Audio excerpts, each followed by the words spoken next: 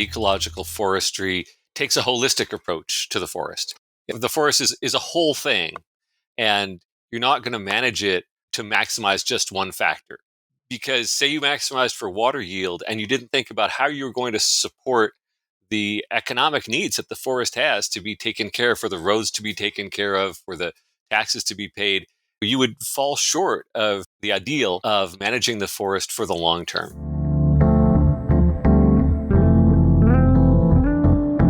Welcome back to another episode of Tree Hugger Podcast. I'm your host, Michael Yadrick. This is the show where we reimagine ecological restoration and the episode where we do a deep dive into ecological forestry, where the health of our forests intertwines with the health of our communities, our livelihoods, and our future in a warming world.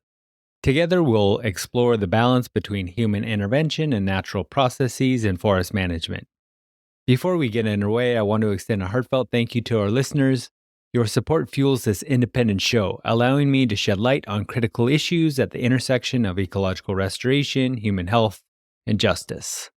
In this episode, we're joined by two extraordinary guests, Seth Zuckerman and Kirk Hanson, who bring decades of experience and insight to the practice of ecological forestry.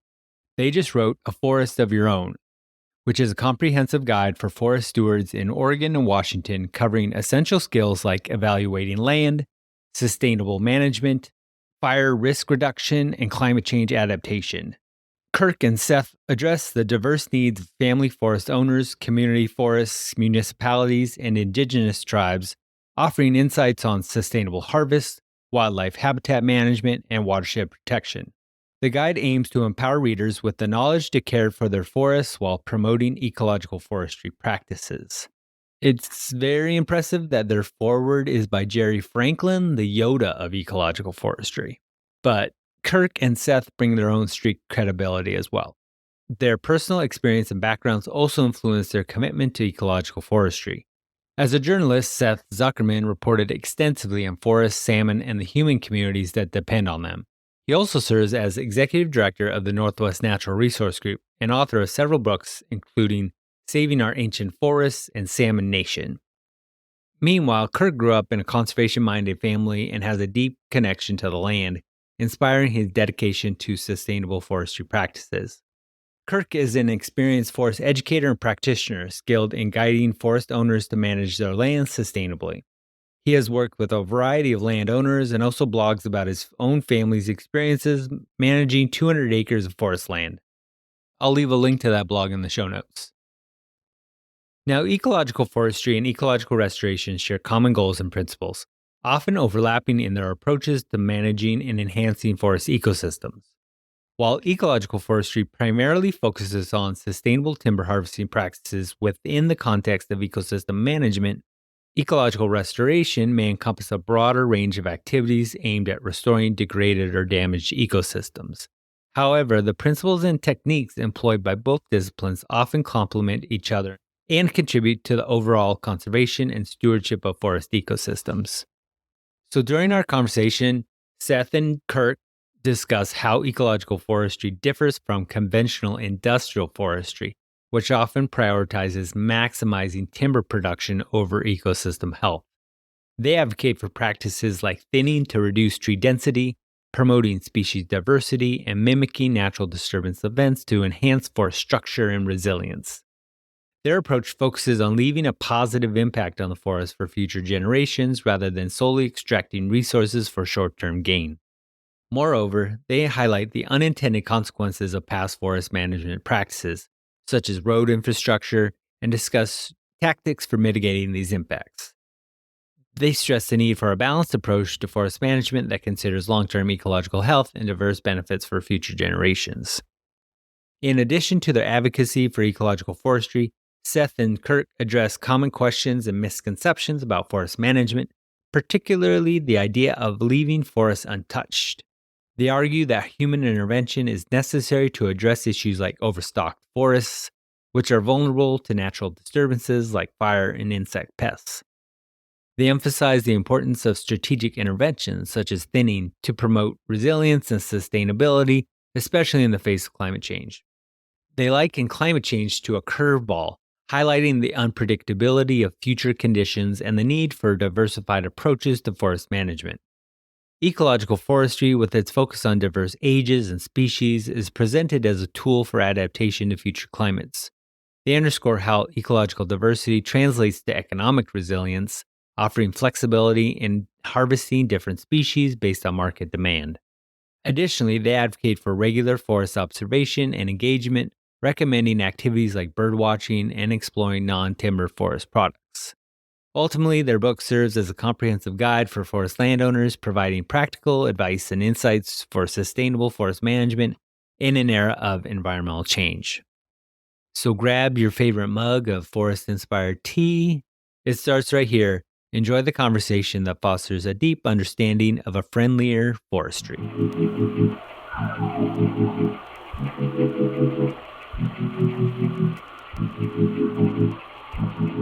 I'm Seth Zuckerman. I'm the executive director at Northwest Natural Resource Group and co-author with Kirk Hanson of this book, A Forest of Your Own. And I'm Kirk Hanson, the Director of Forestry at the Northwest Natural Resource Group. I've been with the organization for a little over 15 years and have had the pleasure to conceptualize and implement this forestry consulting program that we have for small woodland owners throughout the Northwest that specializes in ecological forestry. Good stuff. Thank you so much for being here and sharing some time with me today. Congratulations on the book. Can you tell us what it's all about? We thought that it would be good to have a book that spoke to people who either have forest land or are interested in acquiring forest land, or maybe they just care about forest land in their community that's owned by a land trust or by the municipality or the county or the state, and help them understand how it could be managed from a standpoint of ecological forestry. A long time ago, there was a book came out about organic gardening, how to grow more vegetables. And we thought forest landowners in the Pacific Northwest could use a book just like that, help them be good stewards of the forest land that either they own or that they care about because they're citizens and constituents of it. Yeah, this book really helps us reach a much broader audience than we have been able through our day-to-day consulting. As a small organization, we can only interact with so many forest owners. And so this book really embodies all of the science and practice of ecological forestry and allows us to get that message out to a broader audience. Yeah, that's interesting. And think about who your audience is. And I was wondering, is there a stereotypical forest landowner with whom you work, or is there, I bet there's some strange and kind of unconventional projects you've worked on as well. Oh, for sure. I'd say that there definitely is not a stereotypical small woodland owner, but small woodland owners share very common values. The types of folks that we work with will range from small family owned forests, small companies, tribes, conservation groups, municipalities. So it's a very, very diverse group. But if we were to hone in just on what I consider to be the family forest owners, the more typical small woodland owner, the values that they share, we've polled or surveyed small woodland owners numerous times throughout the years. And when they've responded to the question of what are your values or reasons for owning forest land, the top three values are always conservation, long-term investment, legacy. They want to pass this land on either to their heirs or at least their conservation legacy on to their heirs. And so I think that's what really distinguishes them from their industrial brethren. They're in it for long term conservation, and income generation or revenue typically is tertiary in their values at best. Yeah, actually, the folks at Northwest Natural Resource Group, you are some of my favorite forest people in the world. And from what I know about the organization, too, you grew out of, I hesitate to generalize, but the 90s and the timber wars. And it was like really a departure away from conventional cut and run sort of forestry. A lot of us grew up with, if we're in our Gen X sort of era kind of generation of folks. And I think you all do it right. So, given the context of what NNRG is all about, what you all practice, how is ecological forestry a departure from just the general like industrial brethren you talked about? Sure. I think the way that I would distinguish ecological forestry is that it prioritizes the restoration of ecosystem function. which kind of begs the definition now of another term. What are ecosystem functions? Ecosystem functions are the ecological activities of a forest, providing clean water, clean air, wildlife habitat, carbon sequestration, even recreation, aesthetics, spiritual values, and not to leave out, of course, timber production. So, what ecological forestry is doing is seeking to restore the ecological productivity and ecological health of a forest. That's its priority. And I would contrast that, say, to production forestry, which is focused on singularly producing timber products. So, in our practice, what we're endeavoring to do is restore the ability of forests to provide that broad suite of ecosystem functions. Let me just add to that, just to summarize it, ecological forestry takes a holistic approach to the forest.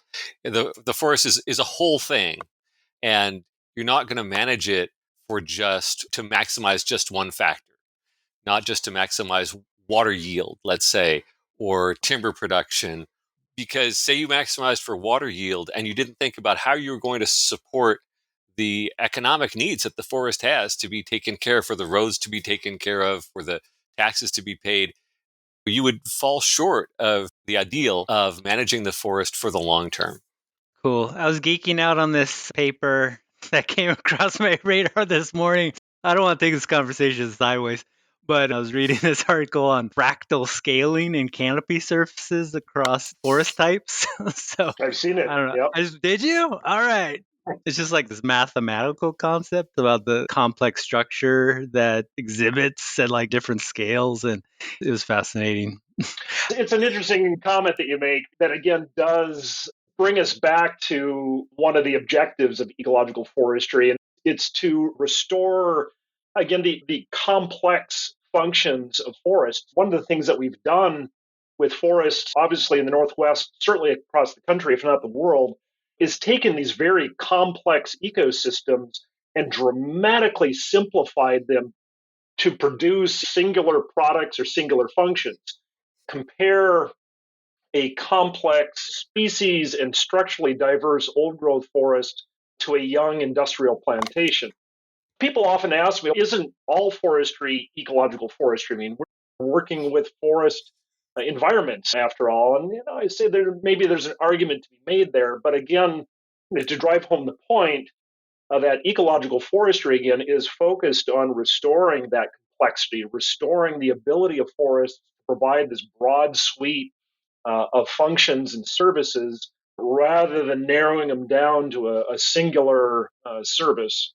The other thing that your question, Michael, made me think about is you talked about how we've grown up with cut and run as though that's the normal, right? But and I think in a lot of ways, ecological forestry harkens back to an older way of managing the forest, and the cut and run is the aberration, right? Even when Weyerhaeuser was founding its first tree farms in the 1930s and 40s, they imagined growing those trees out for 100 years. The idea that you would just manage forests just for timber and not worry about the fish or the water or the birds is just crazy. Yeah, exactly. I haven't covered ecological forestry before. I confessed this to Kirk just a few minutes ago. But however, we did do an episode, if you get a chance to go back, Coppice and Pollard. That was one of my favorite episodes, like just to think back a little bit more deeper time about where forestry started. That's interesting because the coppicing and pollarding harkens back to old English forestry that clearly has been happening for hundreds of years. So there are methods, there are instructive values in how our older cultures have managed forests from a human time scale, seemingly in perpetuity. And I think that gets at the intent of how do we manage forests in a sustainable fashion that supports us, that keeps the forests intact, healthy, resilient, productive, so we can continue to pass that suite of benefits on to future generations. And there are coppice lots across Great Britain that are hundreds of years old that are continuing to be coppiced. And I find that absolutely fascinating.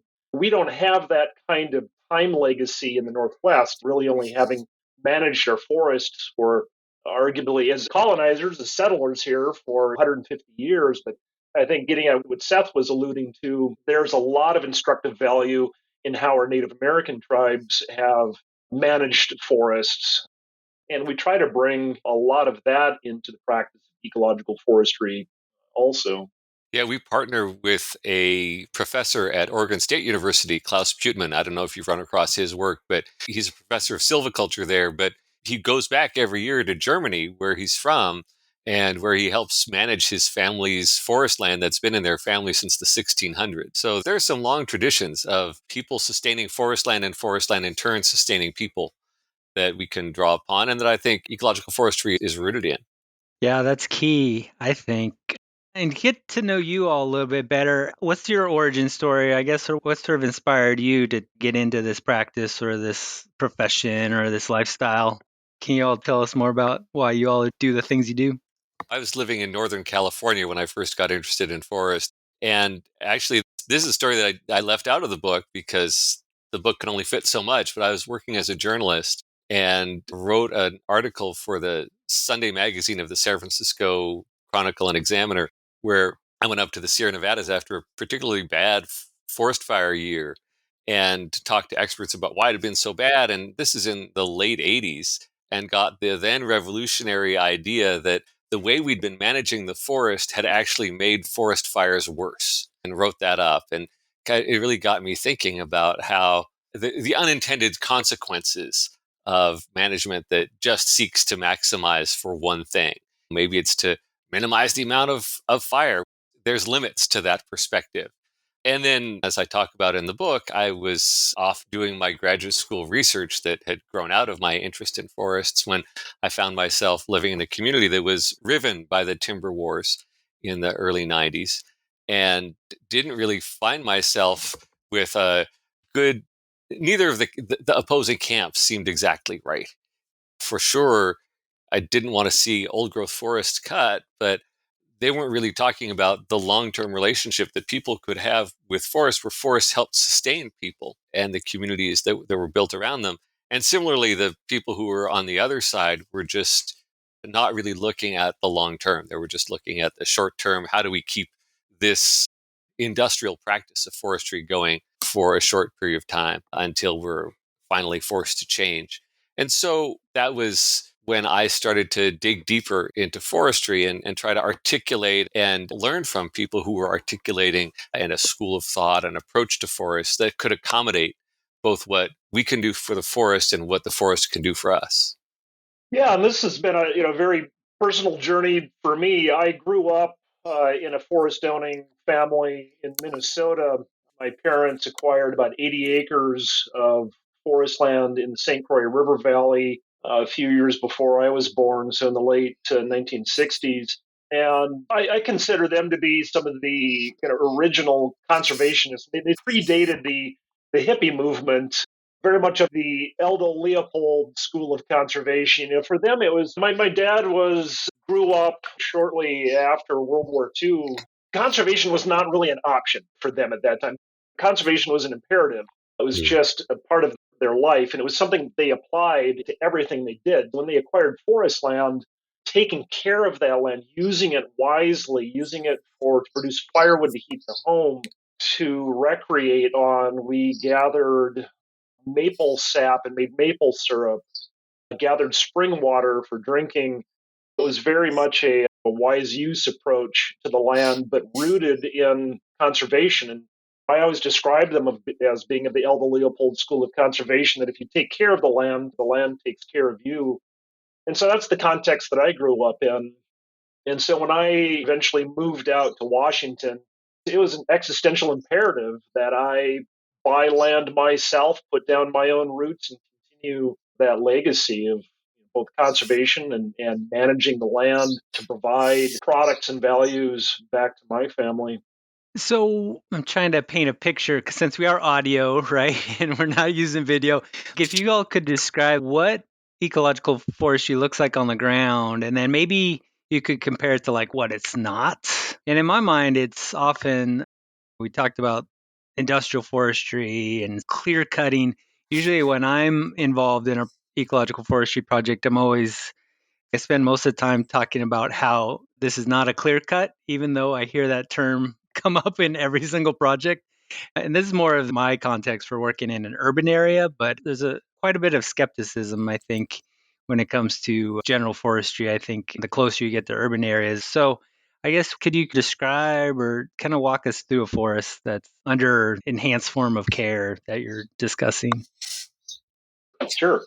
I would say the primary practice of ecological forestry is thinning. And the reason for that is we have to accept a certain fundamental premise, and that's the vast majority of forests that we're working with are overstocked. That means there's too many trees per acre relative to the long term carrying capacity of a particular site.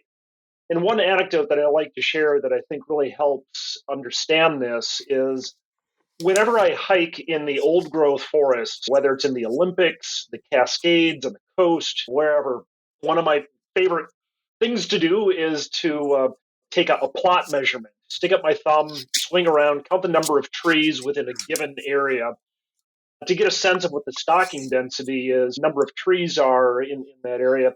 In old growth forests, if we're just looking at great big large trees, the iconic old growth that everybody visualizes when they think of an old growth forest, almost without exception, the stocking density ranges from anywhere from around 25 to at most 100 trees per acre in an old growth forest.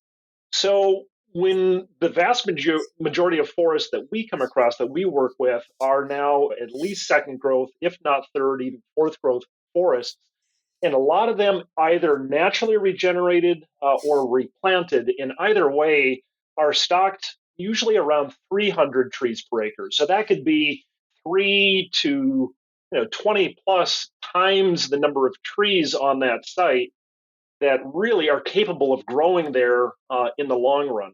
So again, our primary practice or effort is in density management and reducing the number of trees, reducing competition between the trees to try to promote the growth of larger trees. And that's all based around, again, judicious thinning. So that's the core practice of ecological forestry is reducing competition. And in that thinning, then we have all sorts of opportunities to play with species composition. What tree species are appropriate for the site will endure there in the long run. And it gives us the ability to tease out more diversity. So, again, a lot of the forests we're working with were planted to a single species, Douglas fir, or may have naturally regenerated to a single species, could be alder, could be fir, could be hemlock. But in amongst that homogeneous plantation or natural forest, oftentimes is a lot more diversity. You'll find hardwoods in there. You'll find other species of conifers in there. And so through thinning, we can begin teasing out those other species. We also have the ability to work with the structural aspects of the forest. It may be either conserving snags, which provide habitat for all sorts of birds and small mammals. It may be creating snags. That would be girdling a tree or reaching up and cutting a tree relatively high up on the stem. Depending on the size of the forest, we can start punching small holes in it to create more horizontal complexity and mimic, say, a disease pocket within a forest, which brings in another sort of strategy of ecological forestry, and that's mimicking natural disturbance events within a forest. If we look at how forests develop in the Northwest naturally, they're all subject to a broad range of natural disturbance events. Those could be disease, windstorms, fire, insect, etc. And so as we design thinning and forest management practices, a large part of what we're trying to do is mimic the effects of these natural disturbance events on a forest, again, to tease out more structural and species complexity. A way to look at it, I think, is that if you come to the forest from an ecological forestry perspective, you're not asking, what can I take from the forest? You're asking, what will I leave behind after this next exercise in stewardship? Because you're thinking about what's the forest going to continue developing and growing into. And when you come to the forest with that frame of mind, then you want to do all those things that Kirk just talked about. You want to ask yourself, how can I cultivate more diversity? How can I enable a progressively smaller number of progressively larger trees to keep growing on this site as the forest develops into what I aspire for it to be? And then there may come a time, we're not saying that an ecological forestry approach is incompatible with ever clear cutting or doing a regeneration cut, but it should be seen in the frame of larger objectives that you might have for your land. I want to add one more point because we're also often asked the question, why can't we just leave forests to their own devices? Let them thin themselves out, let nature run its course. And I occasionally bump into folks that say, look, let's just lock the gate and walk away. Humans have done enough damage. It's hubris to think that we can improve on the quality of forests. We really should be focusing more on preservation. And I think my counter argument to that is when we're looking at these second, third generation forests that are stocked at a really, really high density, if we could remove all potential for natural disturbance, fire, wind, insects, pests, what have you, those forests would naturally thin themselves out and over a long period of time gradually reduce their density to that 25, 100 old growth trees per acre. But as these highly stocked forests go through that thinning phase, they pass through a period of extremely high vulnerability to these same natural disturbance agents. And increasingly, that's fire, drought stress. They're much more vulnerable again to insect pests, disease. And given the fact that we need things from these forests, we need services from these forests. We need wood products, we need paper, we need clean water, we need clean air, etc. I don't think we really can tolerate losing these highly vulnerable forests to catastrophic loss from natural disturbance. And so to me, that creates this bifurcation point of, okay, do we just let them follow their own devices, or do we step in as ecological foresters and design very strategic interventions, again, largely based around thinning, to accelerate that natural thinning process, reduce competition and stress in the forest, and help these forests become more resilient, in particular now in the face of climate change. That approach grows out of seeing ourselves as members of the forest community rather than outsiders to it. To refer back to Aldo Leopold, or that idea that we're part of the forest community. Humans are not the only species that lives around and in forests. There was a lot there that I'd like to tease out from what you both just said, but I think there was a quote in the book too about never trying to maximize for any one value. And I think that goes back to what you said a while back, Seth. The type of forest they just have they exist at these long time scales, right? It's thinking of like hundreds of years. So I think that's what you all embrace. It's just like that sort of honorable harvest, perhaps, of more respect, more reciprocity. This whole part of the book is tagged with stewardship and action. So you're not just discussing how to thin, but then just like some of the tactics are like pruning and limbing, and then different strategies for improving wildlife habitat. The other thing is thinking about foraging in the forest with third, or we say like secondary forest products, and then also like building trail. Often people like want trails through there so they can enjoy the space as that legacy that they want to carry over, or they want to give to the next generation of folks. You all think over several generations more than for the short-term economic gain that you can get from the natural resource. Yeah, exactly. And I'd say one other piece of that is also to look at the, unintended consequences of prior management. And Kirk talked about some of those in terms of the replanting with monocultures. But another one to think about is roads, which, in any part of the forest that has previously been logged, which is almost everywhere in the Pacific Northwest, there are roads some of which are problematic from the standpoint of water quality, and thinking about how you can remediate those and make the forest safe for the legacy of human habitation that exists in it. But we think of this really as both a why to, and we've been talking a lot about the why to, but also a how to, which is informed by Kirk's decades of practice, both on his own land and in helping people figure out how to manage their land. I forget about roads sometimes. How many miles of roads are there, Forest Service roads around in our region? It's like thousands of miles, right, to decommission. I know there's so much money invested in redoing culverts now for fish passage, and so we don't continue just to extinct the salmon. Those are big examples of the road impact, right? For sure. Yeah, most definitely. And when we start thinking about ecological forestry, everybody wants to think about trees and plants and wildlife. But you're absolutely right. We oftentimes initially overlook the road infrastructure out there. So certainly a key aspect of ecological forestry, just picking up off of what Seth was alluding to, is looking at the impacts of that road infrastructure and asking ourselves, are there areas of this forest that really one may not need as much management, and we might be able to abandon roads, remove culverts and stream crossings. We work on some pretty large scale projects and increasingly projects that are up at higher elevations on steep slopes where the impacts of roads or that confluence of roads and hydrology and unstable slopes becomes a real significant issue, in particular to downstream water quality. Even though I'm a strong advocate of active forest management, there are some cases where we have to ask ourselves, is a stand worth managing if we have to either build a road into it or continue to maintain and keep these roads open? Or is it better off to abandon a road and in some of these remote areas, then let nature run its course, let natural thinning take place? That is a less impactful option, than continuing to keep this road infrastructure in there. So it's constantly a balancing act in the questions that we're asking of these forests and asking ourselves what we want to get from these forests. Yeah, I want to go back to you mentioned climate change, and I do always want to address climate disruption and how ecological forestry can contribute to climate change mitigation or adaptation.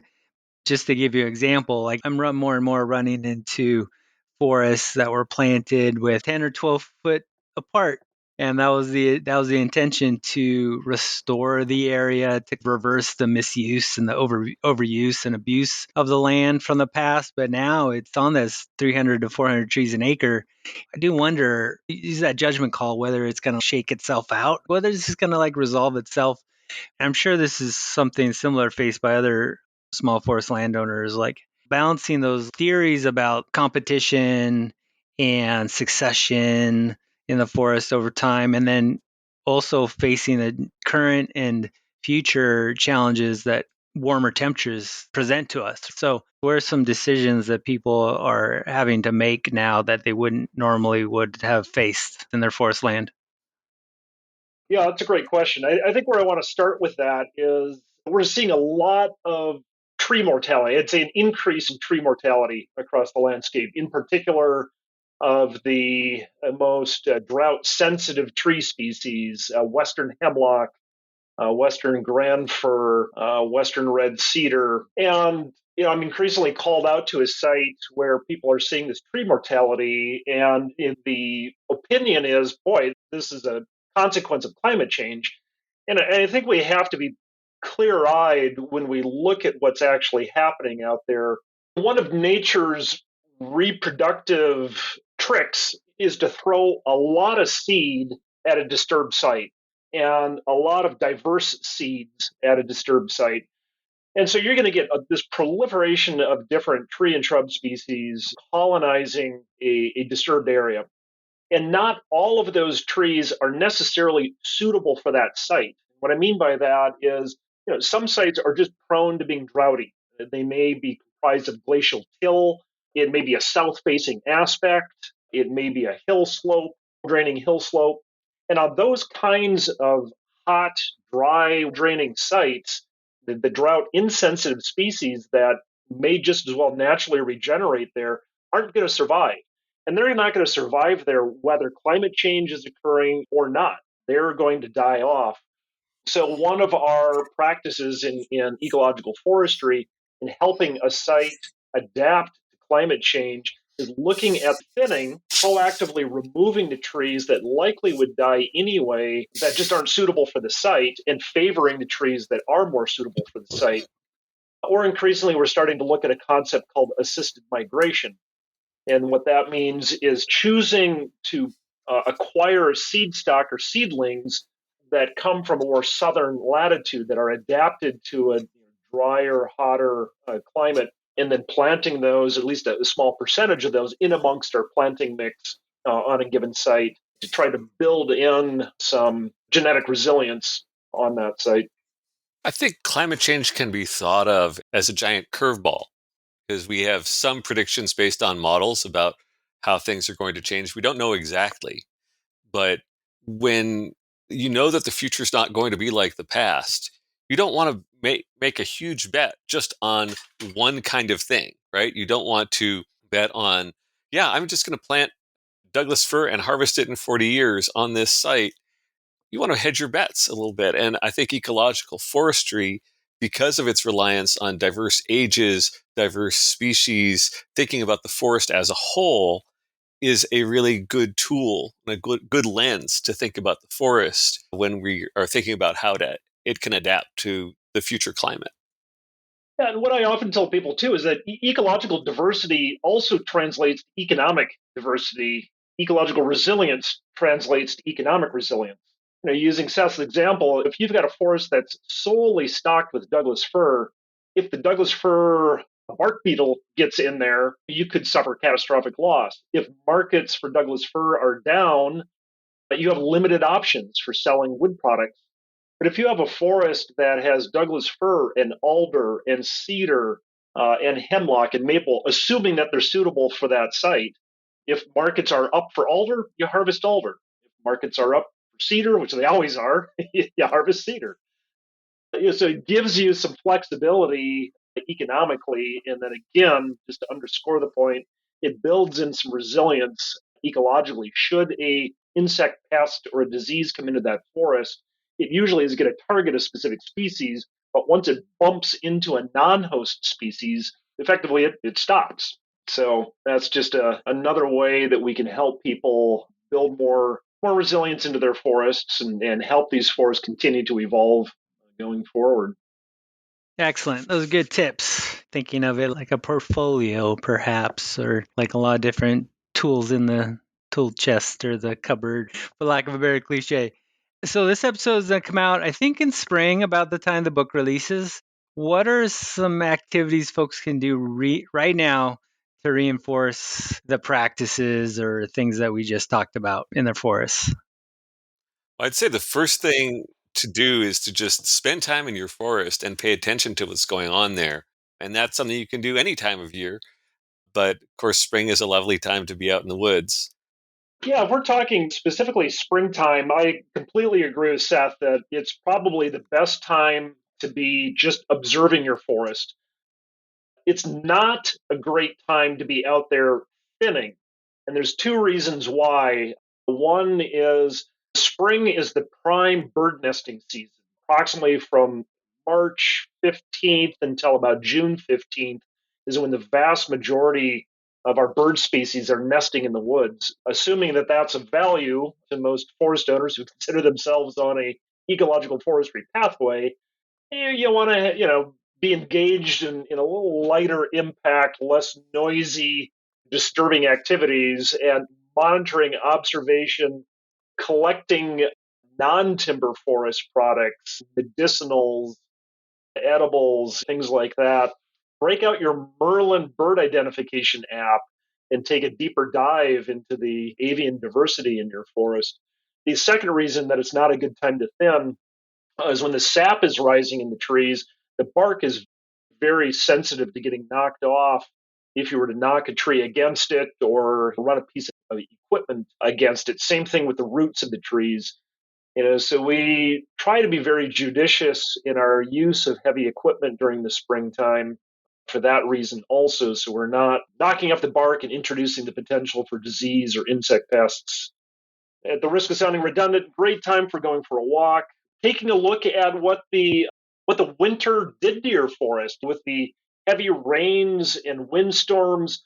Did trees get blown over or knocked down? If so, looking at are there other reasons than just heavy winds for that? You might see evidence of fungal pathogens in the roots that led to their instability. Taking a look at forest roads with all of the storm water Has there been erosion on the forest roads? Are your drainage systems functioning? All these things, as you start making a list of these observations, that's what's going to inform your active management later in the summer, into the fall, into that next winter. That is great advice. Yeah. Speaking about birds, I was just reading this morning some comments from some forest stewards out there just noting earlier and earlier bird observations. So we used to have a timeline, like a calendar that was like April 1st.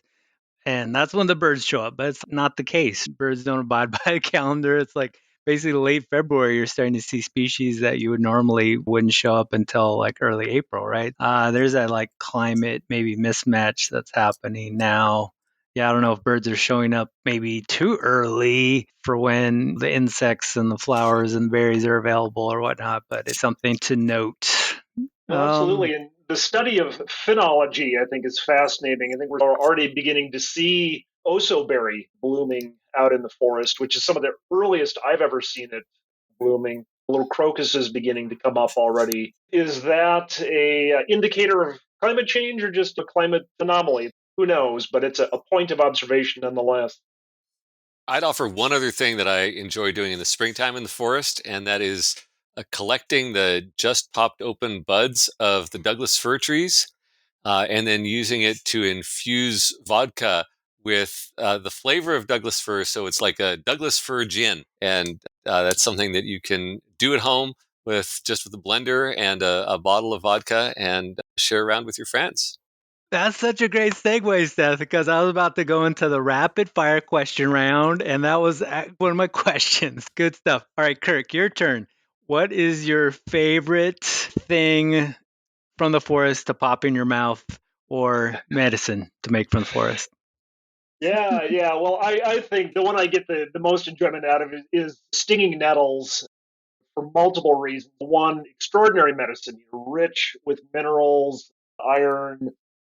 So we use it as a replacement for spinach when we're making spanakopita. We just make teas out of it. We dry it and add it to soups. But really, my most enjoyable thing is I do a lot of tours, forestry tours with people. And whenever there are kids in the tour, this is where I get no end of glee. I love taking the fresh nettle leaves, and there's a little strategy to folding them up and then popping them directly in your mouth straight off the plant, where you can avoid getting stung. And everybody associates stinging nettles, of course, with getting stung. So to see a forester reach down, pick up a nettle leaf, and in short order pop it straight into their mouth, always gets people's eyes to open up. And that's probably my favorite. That's a superpower, honestly. All right. Okay, another question. I'm making these up as I go along. Both of you, it would be great to hear what is your favorite go to piece of clothing to wear out in the forest? Oh Well, boy, how to narrow that down? I would say probably the double front dungarees. I work a lot in heavy brush. Back to the nettles again. I don't always like getting stung by them. Just a good sturdy pair of pants with the double front on them. Probably mine. I work a lot in blackberries, so there you have hmm. For me, it'd be just your double front Carhartt pants. Not to do a product placement, but No, it's okay. Honestly, I've thought about doing an episode just on like clothing and like that restoration is used. And so it's interesting not to get all woo woo about apparel and fashion or whatever, but there's a style. So it's good to hear him in. the other thing I'd add is good muck boots, the flexible kind, whatever brand you have, that really fit your feet, but that you often find yourself in mud up to past your ankles. So it's can often be better than a hiking boot. Okay, next question. I bet y'all might have one. Do you have a mundane skill or just daily habit that gets you through the day or sets the tone for the day? it. Yeah, this is something I've come to honor much more recently, and that is making sure I've got time in the morning to go for a walk, regardless of what the weather is. If it's in the high 30s and raining, or if it's a day like today, sunny and lovely, getting out there and going for a walk. Even though I live in an urban area, I don't live on one of my tracts of forest land. To me, that's still just an observing the seasonal processes of the trees in my urban landscape helps me stay grounded and stay focused. And it's easy to ignore that at times, but that's pretty essential. And for me, I'd recommend, or what I find really helpful is stretching in the morning and then 1 or 2 cups of stovetop espresso during the morning and early afternoon. Can you show me your stretch? Is there a good? It's like back bend. So it's back bend with espresso, right? Is that what I heard? No, they're definitely separate activities, but just getting the spine and hips moving before I spend too much time in the chair at the computer. All right. This one, I hope you might have a song locked and loaded. What is your favorite song, foresty song, or about plants? This is a hard one. I should have prepped you all for this one. I don't know. Maybe the Frozen Lager? Frozen. Boy, that's a great question. Oh, heavens! I don't have I've got a favorite song, but I can't say that it's necessarily. All right, I will accept your all-time favorite song. Go ahead and tell us. All right, "The Spirit of the Radio," a Rush. Okay. That's what gets my blood pumping. Nice. When I'm driving around in my my forestry truck in the summertime, the window down, that's what gets me jazzed and always brightens my mood. "The Spirit of the Radio." All right. Just a couple more. Anything on your bucket list? Did you have any loose ends on your bucket list? Sounds pretty broad. No sidebars to that.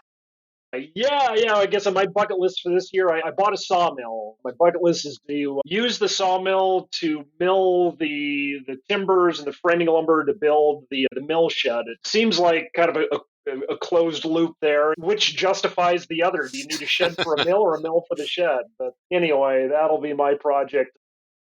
And for me, I'm going to say a through hike of the Olympics. I'm hoping to do that late this summer.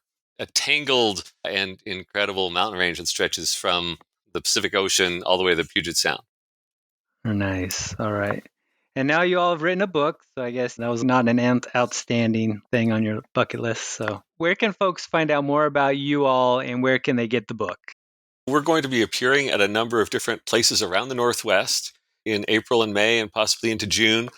People can go to nnrg.org/book, which is a landing page about our book that also will list all those events. And of course, we look forward to meeting people who've either read the book or interested in the topic at those speaking events.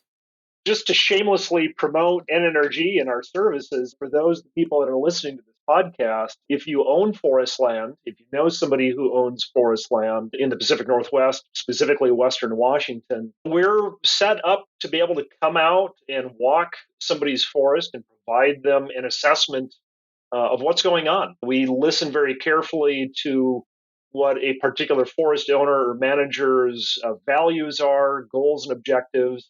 We take a look at the current condition of their forest and then provide them with input, suggestions on how they can manage to meet their goals and objectives.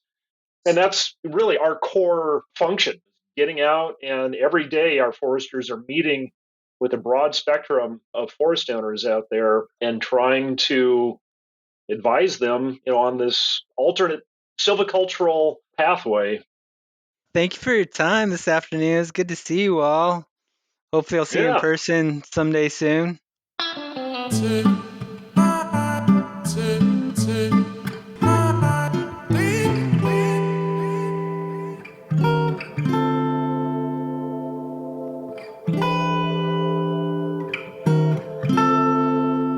And with that, we've reached the end of another episode of Tree Hugger Podcast. A huge thank you to our incredible guests, Seth Zuckerman and Kirk Hanson, for sharing their wisdom and passion for ecological forestry with us today. Your expertise and dedication to sustainability are truly inspiring. To the listeners, thank you for tuning in and joining us on the Tree Hugger journey. Your support means the world to me and fuels the mission to shed light on important issues like human health, livelihoods, and justice in a warming world. Remember, it takes the community to keep a podcast like this going.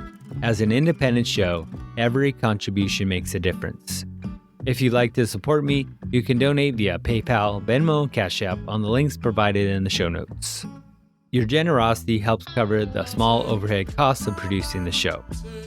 Don't forget to subscribe, rate, and review Treehugger Podcast on your favorite podcast platform. Your feedback helps others discover the show and join our community of tree huggers and changemakers. So until next time, remember to spread the word about the show and continue exploring your own path towards ecological forestry. Thanks for hanging out. See you in the woods.